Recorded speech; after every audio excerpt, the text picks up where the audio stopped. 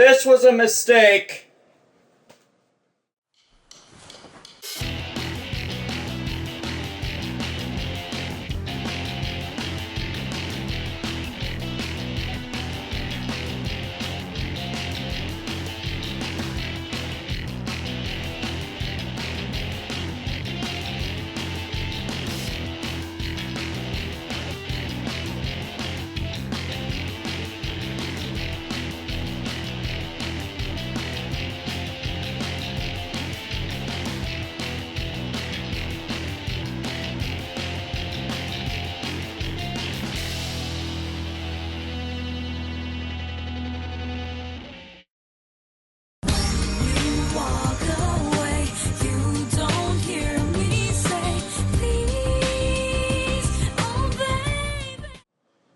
Okay, look. I don't like Kingdom Hearts. I don't hate Kingdom Hearts. I'm ultimately indifferent to the series. I'm happy for fans that finally got a trailer and gameplay footage at E3 2015 for the third main title, but it's been nearly a decade since the second numbered game, and the sidequels in between have been at best hit or miss. And the storytelling in the series has been erratic quality-wise, to put it lightly. It's forgivable for the first one, as they just wanted to have a fun experience with the concept. And Tetsuya Nomura has said in interviews they didn't expect for this to expand into a big franchise. But with everything together, it's hell to try and make sense of. And I guess it explains why Square was flippant for so long and allowing Tetsuya Nomura to go back to it, instead reassigning him and his head writer Daisuke Watanabe to keep going back again and again to the Fabula Nova Crystallis games that were popularly reviled. Yes, this is something else you can blame on Final Fantasy XIII and its sequels. Repeated delays on work going into Kingdom Hearts 3 that even now we're likely not to see for some time yet. Granted, I don't like Daisuke Watanabe as a writer, and think Nomura should have just gotten someone else for it. While he's good with scripting individual scenarios, trying to tie them together into a greater narrative with him has regularly shown Watanabe as bad at it. Not help that what he writes for such is usually derived from another person's outlines, and with sequels or even internal continuity, things do not always match up. That isn't to say you should not like this game. I've had a lot of friends that have been big fans, but there's just not much that appeals to me to make me a big fan of it, as nothing's really hooked me. Not help that I've never really been that big a fan of Disney. Oh sure, they have the largest catalog of cinematic classics, and their kids' cartoons are legendary.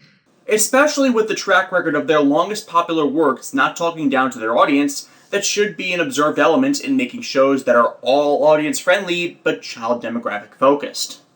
But honestly, Disney and I parted ways rather early in my childhood with rare exception. Such as when Disney owned Power Rangers, or ran an anime series I liked on one of their channels, or that one consistently good show they seem to make at a time, like Kim Possible, Phineas and Ferb, Gravity Falls, Recess, and Darkwing Duck. Actually, there's a lot of Disney stuff I like. It just seems to be the minority of their output is what I'm saying, and very little of their classic stuff. Hell, you want to know my favorite movies by them? The Herbie films. Yes, the silly series about a sentient car obsessed with making people fall in love is what I consider a high watermark of their productions. The fifth movie with Bruce Campbell was awesome, and the sixth with Lindsay Lohan is awful. Moving on. And as for the most part, the game collects a bunch of series I never really cared for, and that's probably why it fails to hook me. For the record, I picked up Kingdom Hearts 1.5 so I could play the final mix edition of the game for the most modern, up-to-date version of it, and I probably should not have done that. I had a much more difficult time playing this on easy than I did with my original PS2 version. Mainly because the AI for your party members are fucking imbeciles. And yeah, that's a long-standing critique of this game, but whenever I played my PS2 copy, I never had that happen. Donald and Goofy were helpful in that version. Whereas here, I can't entrust them with items or magic, or they waste it all and get themselves killed before even taking down one enemy. How do you do that? And the gameplay gets a lot more difficult once Donald learns the stop spell, because every time I attacked an enemy while he had MP, he'd cast it, and I'd lose time bashing a stone brick before I realized that. Honestly, solo in the early side of the game and the arena was so much better than being in a party for the grand majority of the game. And I should not be thinking that for a party-based RPG, or a series that has a themology based around the bonds and feelings between people that is central to the motivations of multiple characters and a carrying element to the storyline. Yeah, game mechanics can fuck over the appreciation of a story by going against the symbology, world setting, and making it unpleasant to get through. Why do you think I bother with discussing such when I'm more about the story and character investment? The game opens with a music video by Utada Hikaru that I cannot play the music to because of extensive DRM copyright claims attached to it. Okay, she's no Chikayo Fukuda, who is one of my favorite musicians, but she's not bad. Though the song foreshadows some of the game's themes, it's ultimately unnecessary. It really doesn't add anything in the grand scheme, nor does it properly work with the visuals being depicted, which are just a bit twisted, but I'm inevitably a sucker for opening cinematics for games. It helps them feel more like an experience, and modern games I quite often find don't bother, or do it absolutely horrendously. Past that, we're sent to a tutorial level to define our starting stats, our gear efficiency, and how to play. You're given a few options based on sword, shield, and staff.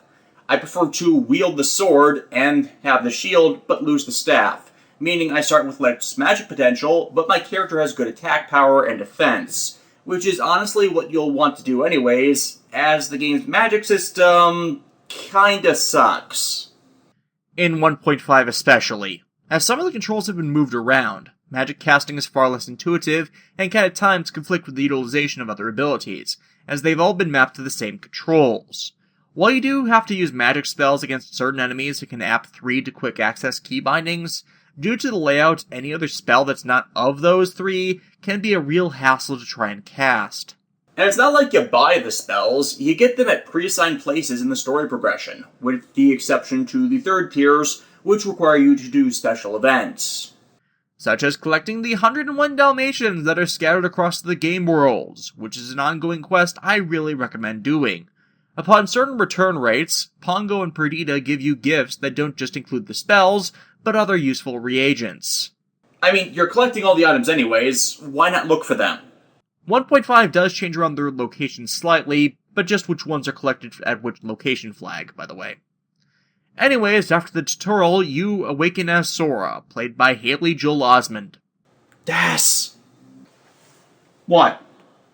I see overused internet memes. Where? Everywhere. Do you see them in AI artificial intelligence? Only the Spielberg ones. Seriously, that movie is terrible. And yeah, he's still playing the character to date. Nothing against the guy, he's a solid actor, as are most of the main actors who were brought in for the voice roles.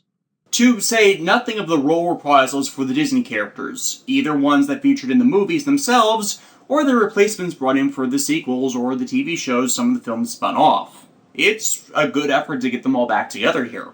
Though, take a look at Sora's clothing. Why the hell is Sora's outfit a red pajama onesie with a hoodie and accessories? In a speed suit, you say to the world, "Look out! I know what I'm wearing for the rest of my life!" As discussed in the Lightning Returns reviews, this is really where I think Tetsuya Nomura began to lose his freaking mind on character and costume design, as this makes little sense for an outfit, and is rather ridiculous. What point does the belt even serve? He's not actually wearing pants! And yeah, while the later versions of the outfit are all better, it still has stupid design elements, such as his Kingdom Hearts 2 outfit having pants designed with chaps. I really don't think he understood the point of that clothing accessory. Sora is awoken from his dreams on a beach on the Destiny Islands, the game's starting region, by Kairi, the franchise's love interest, as she tries to get him focused on building a ship for them and the third man to their band, Riku, who is attempting to escape from Christian moralistic propaganda. The island mostly serves as a secondary tutorial level to get used to the gameplay basics while you hunt down a collection of items to prepare for the trip, including some environmental obstacles and simple puzzles. Even the battles with child versions of Final Fantasy characters Waka, Selphie, and Tidus. Me and Tidus? It's Tidus. Get it? Tides? Most Final Fantasy protagonists since Cloud Strife are named after some form of weather phenomena. Anyways, such is made available with no negative consequences to losing, like what would happen after leaving this island. So it's nice to grind up some early levels with no stigma. It's a pretty easy area, all things considered, and I get the idea from it that this was meant to be that way. Expecting with all the child-friendly characters for this to be something of an introductory RPG for younger audiences. And with the guide before you, it doesn't take more than an hour to complete. Though, funny story, I have a friend that does regular game streams, and they tried to play it a couple years back. It took them several hours to figure out how to do everything to even get off the island. What is this, Lost? Though integrated into it is character establishment stuff, pertaining to Riku and Sora's rivalry, both as people and for the affections of Kairi, the latter of which Riku constantly teases Sora over and uses to motivate him. They are 14.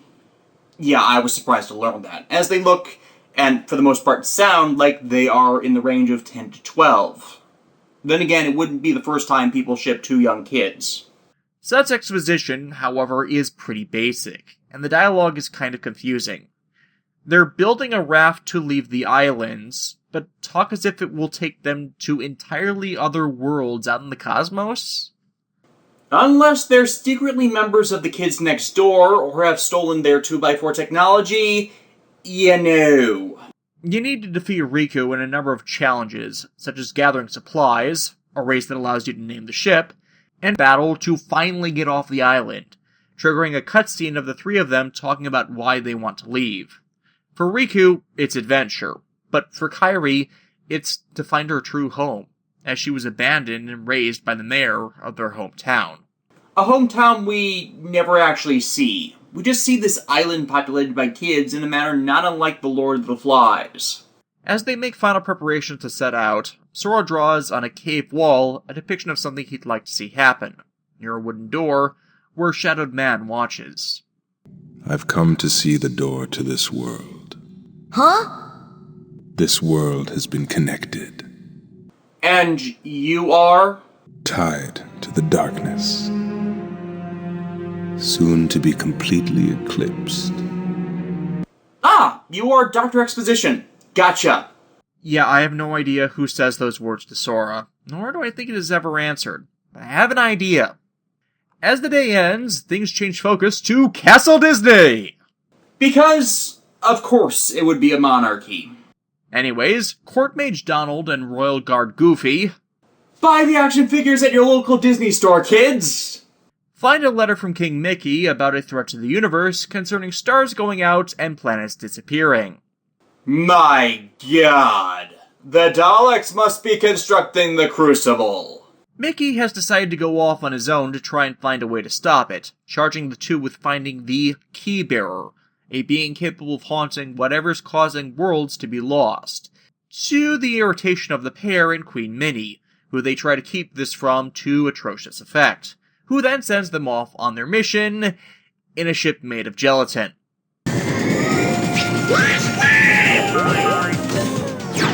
Ha! But what's destroying the worlds is then introduced.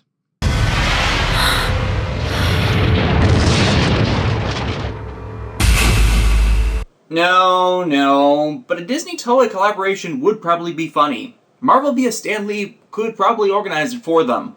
No, the real cause are beings known as Heartless, beings of shadow that consume the worlds they are allowed to fester on, who flood in through keyholes on worlds that become connected to their source, the titular Kingdom Hearts. Except kind of, sort of not. As we come to learn, Heartless reproduce by stealing the hearts of their victims, in the metaphorical sense that essentially relates to souls, and then corrupting them with the power of darkness into a heartless form. Meaning they aren't actually heartless, they're nobodies. Except nobodies are a different entity entirely, being the bodies that lose these hearts, and in turn are transformed in a parallel manner the Heartless are, their physical form defined by the body, and the remains of their soul, their unlife. And this is where this series makes less sense when you think about it thing comes in for me, and not just in the backwards relation of the naming of these entities. In the first game, it's implied that the heart is the soul, everything that makes up a person that isn't necessarily made of the body, but it's actually just one's emotions. So, if they are made up of corrupted emotions and feelings, then how are they supposed to be a being without a heart? Anyways, Heartless are instinctually drawn to people so as to pull out this inner darkness, so spread wherever they sense concentrations of malicious intent, no matter how minute. Meaning Dr. Exposition's presence likely drew them here. Riku's excited when we find him in the search for Kairi amongst the attack, coming off as kind of demented and crazy for this chance to leave everything behind him in a manner I really don't like. As with how it's presented, it's less enthusiastic for this chance to explore the universe, and more slasher smiling omnicidal maniac, which kind of sunders later game development of his character for me. And yet he still has a better fallen to evil / given into the inner darkness story arc than Sasuke Uchiha. Riku's swallowed by the darkness, holding out his hand to Sora who tries to grab him, only to find a blade fashioned after a key. So, is it a sword or a key? I mean, yeah, it has a bunch of magic abilities related on key-based things, opening and closing, locking and unlocking things.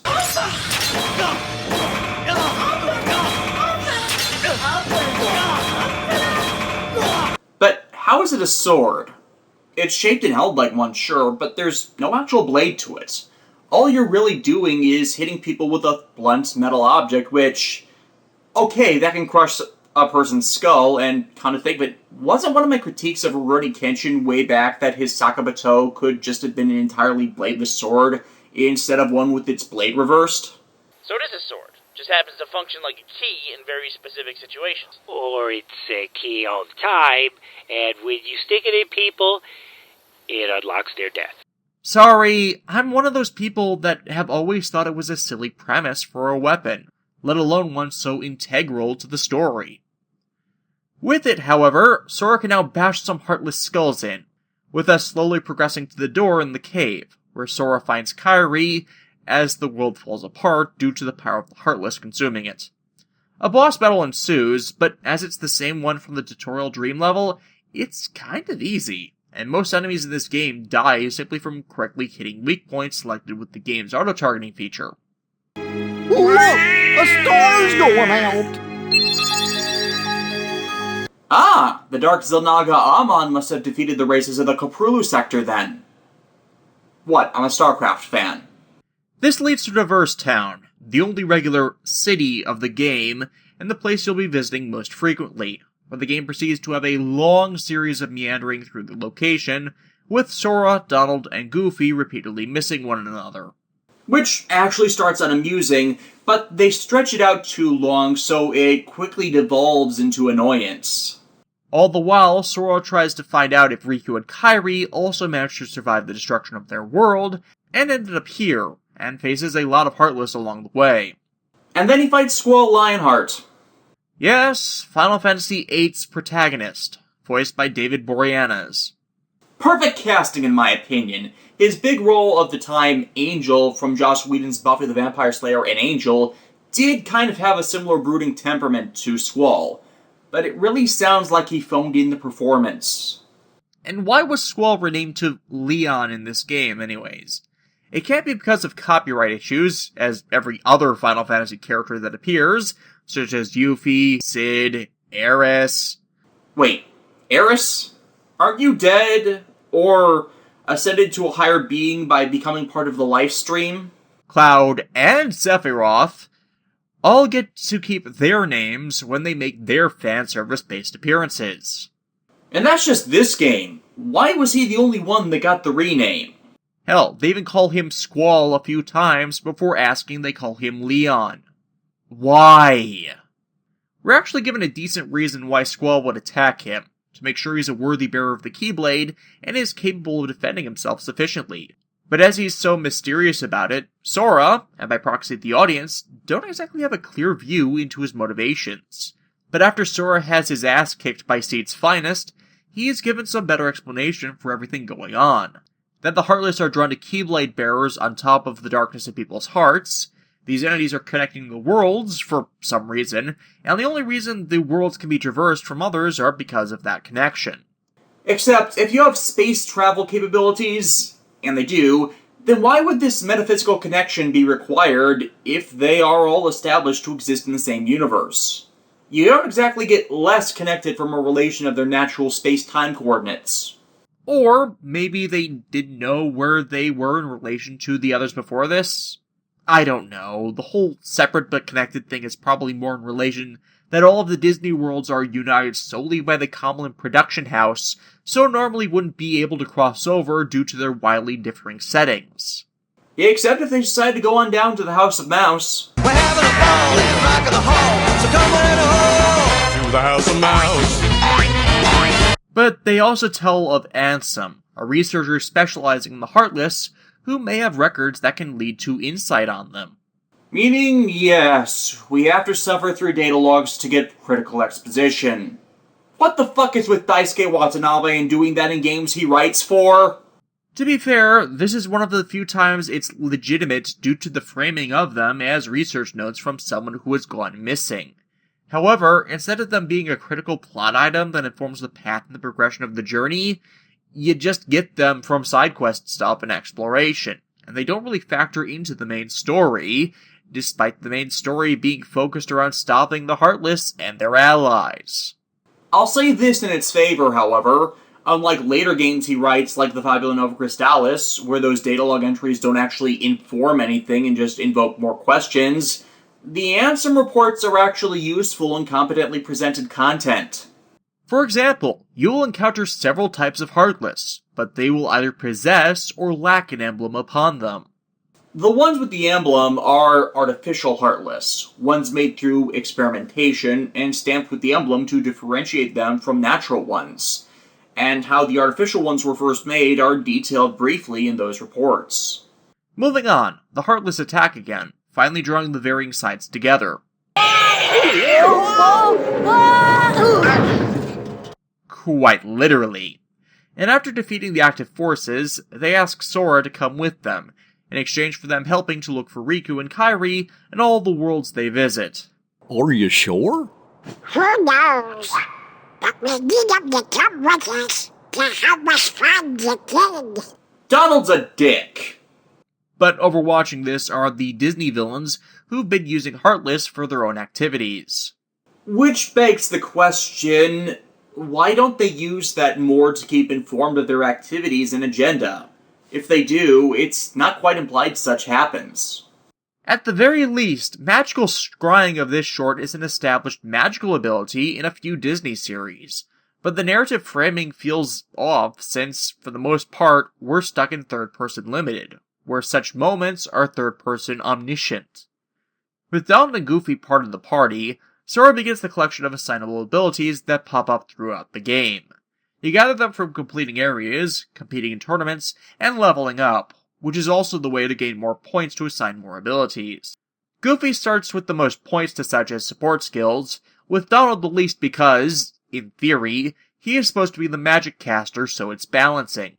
They also gain Trinity moves periodically, which can perform special actions in the environment to access locked-off areas, and unlike the combat system centering that symbolism of their bonds and teamwork, the marks are a better expression of such. Finally is the Gummy Ship, which I have named Denoborium. Long story. I really liked Gundam 0083 when I was younger, and thought the RX-79 GP03 Gundam Dendrobium from it was awesome, but I could never get the Dendrobium's name right, so that name kind of stuck for me. The Gummy Ship should more accurately be called the Lego Ship, as there's a decent minigame built around building your own ship from parts gathered in the flights to other worlds, and in the game environment, which also allows for a decent variety in ship builds.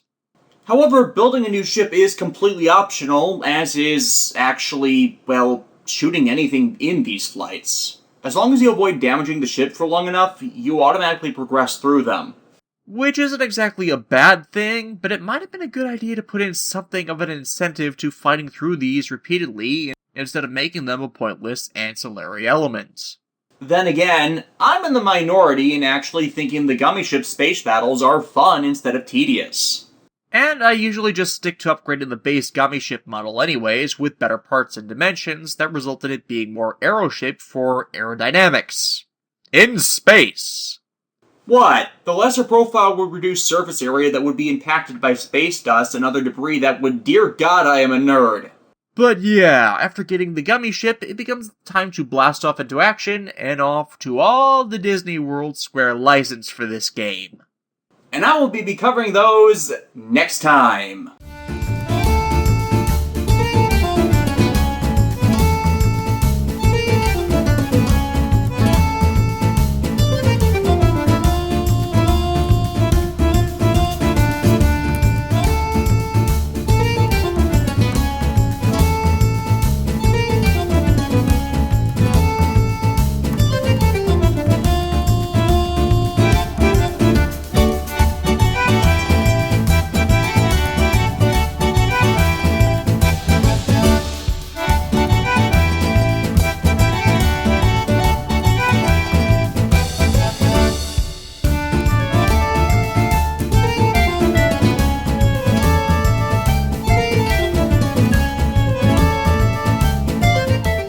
This world has been connected.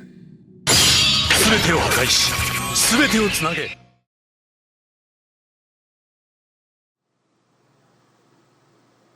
This is not good. What the hell happened to this thing while it was stuck in my body? I gotta get something to clean this up. Oh! You are not supposed to do that. I should be able to walk around while not holding you, a short distance at least. Maybe I should set in something. Maybe it needs a better conductor or something to be able to do that. Or maybe I need to just grab a better chain. This one seems to have snapped right off of it. I'm going to be talking to myself a lot lately.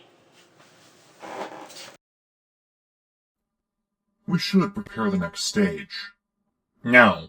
Continue surveillance. He's done nothing but generate clones and work on those videos for months now. We need to experiment, draw out his power, learn what he's capable of. I know what he's capable of. You needn't do anything. But then why? I merely need to know when the time is right. When the opportunity to strike will present itself. You will be able to tell when that is. But... Do as I say. By your command.